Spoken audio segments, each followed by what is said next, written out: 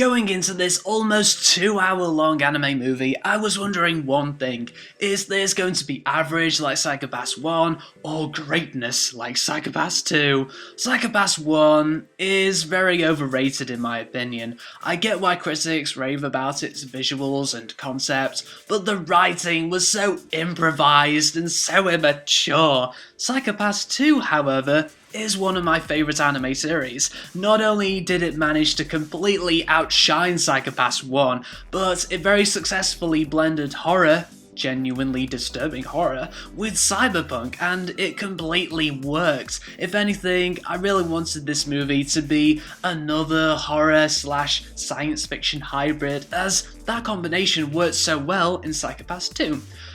Unfortunately, this movie is more like Psycho-Pass 1. It's not as improvised as Series 1, but it has just as much substance as 1, which isn't saying much. Psycho-Pass, the movie, revolves around cop Akane Tsunemori travelling to a place which is testing out the Sibyl System, whilst also trying to find her ex-colleague Kogami, who disappeared in Series 1. Lots of violence and war and torture ensues, and that's about it for the plot.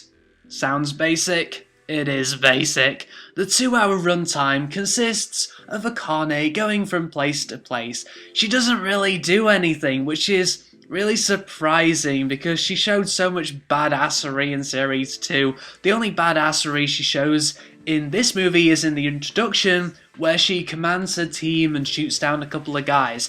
After that, she just talks and runs around and looks sad all the time. What a waste of an interesting character.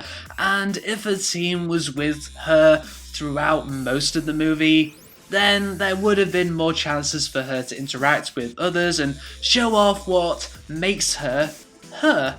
Here, Akane is simply a random person caught up in a war.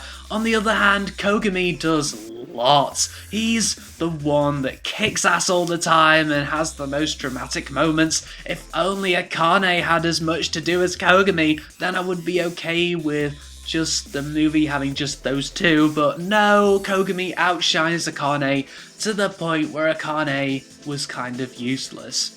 Also, linking back to the movie's 2-hour length, this was an ample time to develop the members of Akane's team who got very little development in Series 2.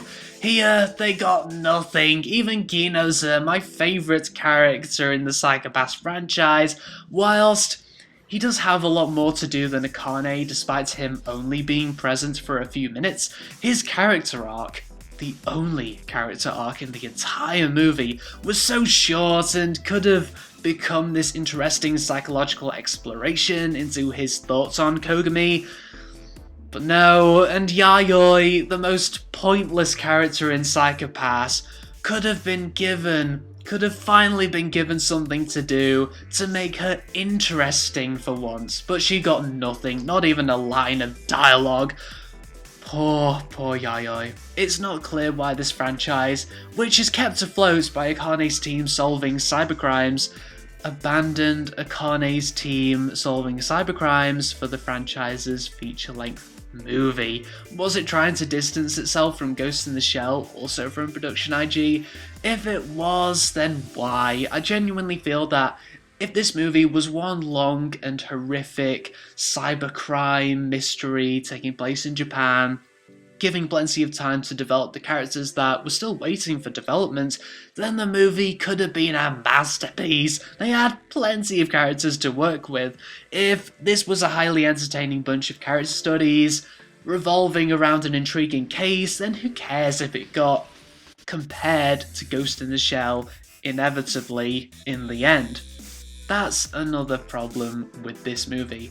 It's not very fun to watch. Yes, Psycho-Pass 2 was full of horror and gore and very disturbing moments, but the horror was so well executed that it drew you in successfully.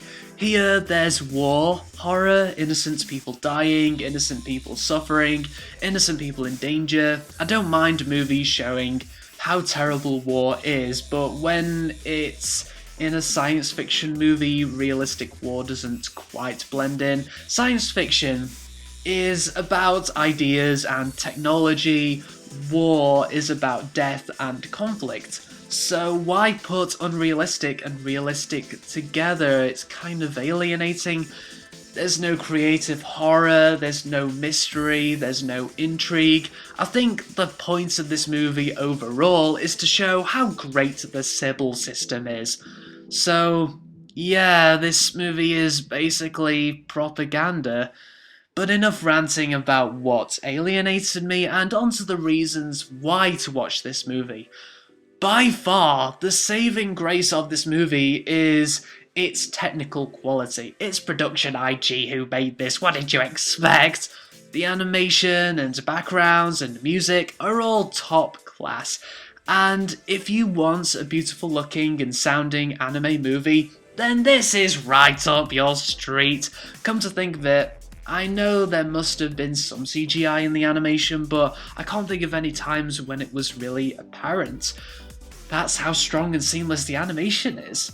The only technical problem was the decision to have the Japanese voice actors speak the English parts, as even though English, if that's what you call it, English is fine, the English wasn't always clear and didn't always match up to the English subtitles. The English was actually kind of more memorable than the movie.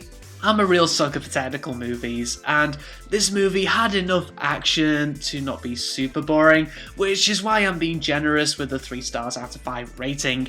But it's such a shame that Production IG managed to pack loads of entertainment and creativity in 11 episodes for Psycho-Pass 2, but they put so little substance and character development in a 2-hour movie. They understand technical aspects really well, but they don't always get creativity right. Even more bizarrely, they clearly abandoned mixing horror with science fiction, even though that combination worked so well in Psycho-Pass 2.